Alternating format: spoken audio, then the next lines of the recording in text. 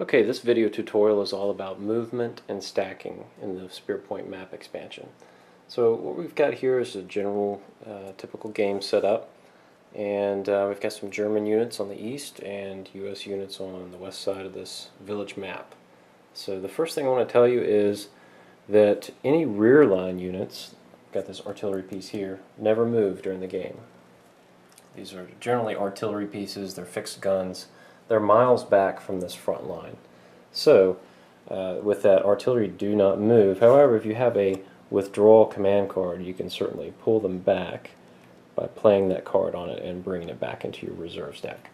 So, again, rear line artillery do not move. Another unit that does not move during the game is a frontline gun, similar to a 57mm anti-tank gun or a German Pak 40, for example. Once these guns are placed, they may be placed up to one space away from the setup zone. So say that column 1 is my setup zone, I can place it here. And once placed, it cannot move the entire game. Again, that represents a frontline fixed gun. So fixed guns don't move. This movement example is limited to ground units. We'll talk about aircraft in another video. So with that, let's go ahead and assume that the US player has the initiative. So with that, the US player would move first in the movement phase of the game. And we mark that with the initiative counter. It could certainly be the case that the Germans would have movement, and in that case the Germans would move all of their units first. But let's say the US has initiative, so they will move any ground units that they would like to move first. And the way this works is you have a quick reference chart on your quick reference sheet that basically tells you that infantry and crews can move 2 spaces per turn. So, for example, 1, 2. And it's okay to go right through buildings. However, if you were to go through an obstacle, such as this minefield, that would stop your movement right there. And you would have to, in this case, make a check roll to exit or take damage. But more on obstacles in the sections of the rules related to obstacles. So say that bazooka team wanted to move 2 spaces into a covering building. It's as simple as that. Now, there is an option for infantry that if you have a handful of command cards, and maybe a couple of them aren't useful to you at the moment, and say you really need to sprint and go that extra space, you can discard a command card, essentially burn it, for an extra movement rate for 1 unit. So I would just simply discard the card, and I can move the bazooka team another space if I would like. That would apply as 1 card per unit. So if you had 2 or 3 infantry that you wanted to sprint up 3 spaces, it would take that many command cards, 1 per unit, to do so. Now same thing with tanks. Tanks move 1 space per turn. And that's typically what they'll do. Now, if you need to push the tank, you can push the tank in a similar way by discarding a command card and move an extra space. Now, the way stacking works is like so. Ground units can stack, as long as they're friendly, up to 2 units per space or feature tile. So right here we've met the stacking limit with this rifle squad and sniper. This Sherman has room for another unit, so an infantry unit could join that space or not, or even another tank.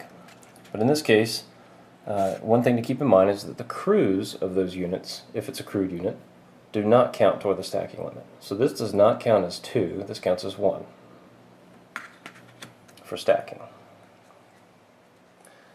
Now, one other thing that you should keep in mind with stacking is that you can always go through a space.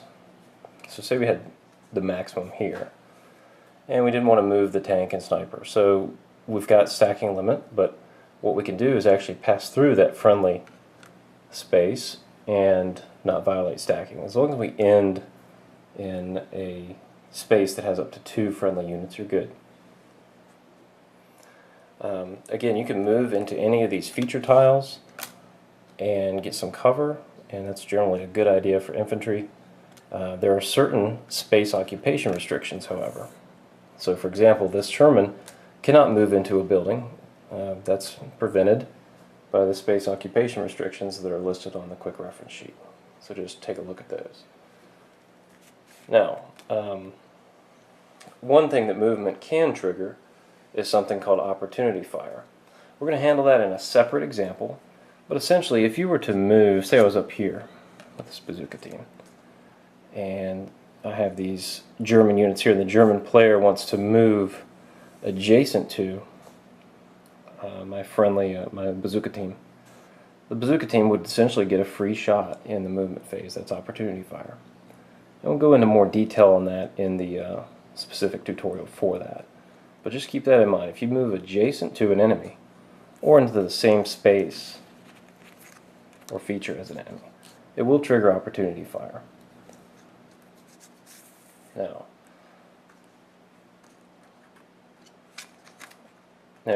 remember we mentioned that we can move through a space containing friendly units. However, we cannot move through a space containing enemy units. Pretty self-explanatory, but I figured I'd better mention it. Okay, so let's go ahead and execute the movement of the US player. So he's going to move all of his units up to the space occupation limits and the rates shown on the quick reference card. So 2 for infantry, 1 for vehicles. And essentially there I'm done. Now if I wanted to push and go a little further and get those units into a house, I'd have to discard a couple of command cards, not use their effect, and sprint into that house. That may be a good idea, especially with the potential for mortar fire coming. Now, what you should also keep in mind is movement direction. Units in the game always move on the grid orthogonally. In other words, we do not allow diagonal movement. So this is okay, that's 2 spaces. This is not okay. So no diagonal movement in the game.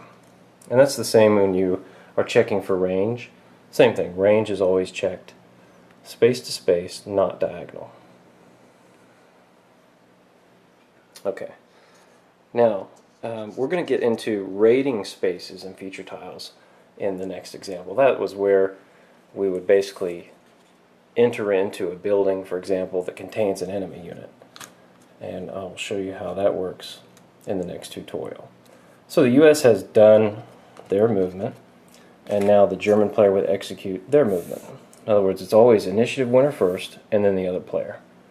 So I may move like so as the German player. I've met all my space occupation limit restrictions, and I've also gone up to the movement rate of each unit. In fact, I might go 1 more space and get these units into the cover of that cemetery. Now, one other thing I want to show you here is another little special rule. A infantry unit may move with a tank. So for example, the infantry in the tank may move at a rate of 1, which is a bit slower for the infantry. However, that rifle squad, who normally has a 0 defense, gains the defense of the tank it stacks with, -2. So if this Panzer IV has a defense of 6, which it does, the rifle squad would have a defense of 4 if it was taking any incoming fire. Now the one disadvantage to that is if you have an area effect, of course, say from artillery or mortars, the rifle squad and the Panzer IV are going to be affected. So that is a brief overview of movement. We have not covered aircraft, we've not covered rating tiles, and we really have just touched on opportunity fire. So aircraft are handled separately, and I'll show you that in another video tutorial.